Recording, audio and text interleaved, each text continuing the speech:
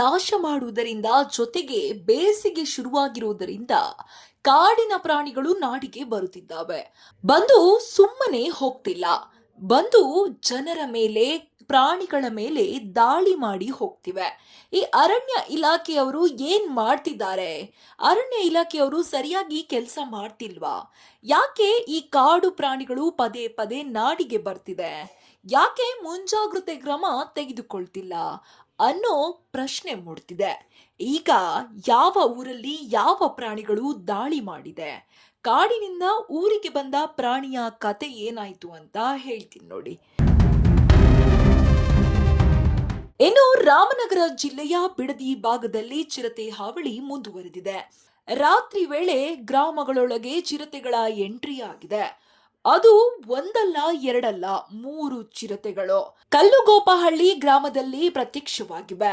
ಗ್ರಾಮದ ರಸ್ತೆಯಲ್ಲೇ ಓಡಾಡಿದ ಚಿರತೆಗಳು ಬೀದಿ ನಾಯಿ ಹಾಗೂ ಮೇಕೆಗಳ ಮೇಲೆ ದಾಳಿ ನಡೆಸಿ ಒಂದು ಮೇಕೆಯ ತಲೆಯನ್ನೇ ಕತ್ತರಿಸಿದೆ. ನಿತ್ಯ ಜನವಸತಿ ಪ್ರದೇಶಕ್ಕೆ ಬಂದು ಜಾನುವಾರುಗಳ ಮೇಲೆ ದಾಳಿ ನಡೆಸುತ್ತಿರುವುದರಿಂದ ಗ್ರಾಮಸ್ಥರು ಆತಂಕಗೊಂಡು ಅರಣ್ಯ ಇಲಾಖೆಗೆ ದೂರು ನೀಡಿದ್ದಾರೆ. ಚಿರತೆಗಳನ್ನು ಸೆರೆ ಹಿಡಿಯುವಂತೆ ಒತ್ತಾಯಿಸಿದ ಗ್ರಾಮಸ್ಥರ ಮನವಿಯ ಮೇರೆಗೆ ಅರಣ್ಯ ಇಲಾಖೆ ಸಿಬ್ಬಂದಿಗಳು ಗ್ರಾಮದಲ್ಲಿ 2 ಬೋನ್ಗಳನ್ನು ಅಳವಡಿಸಿದ್ದಾರೆ. ಚಿರತೆ ದಾಳಿ ಒಂದು ಕಡೆ ಆದ್ರೆ ಇನ್ನೊಂದು ಕಡೆ ಕರಡಿ ನೀರು ಕುಡಿಯಲು ಹೋಗಿ ಸಾವನ್ನಪ್ಪಿದೆ.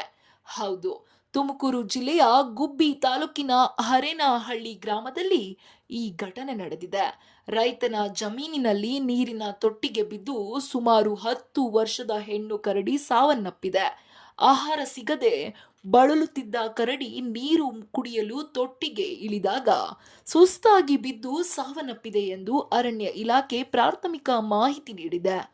ಮಾಹಿತಿ ತಿಳಿದು ಅರಣ್ಯ ಇಲಾಖೆ ಸಿಬ್ಬಂದಿಗಳು ಸ್ಥಳಕ್ಕೆ ಭೇಟಿ ನೀಡಿ ಪರಿಶೀಲನೆ ನಡೆಸಿ ಪಶು ವೈದ್ಯಾಧಿಕಾರಿಗಳಿಂದ ಮರಣೋತ್ತರ ಪರೀಕ್ಷೆ ನಡೆಸಿದ್ದಾರೆ.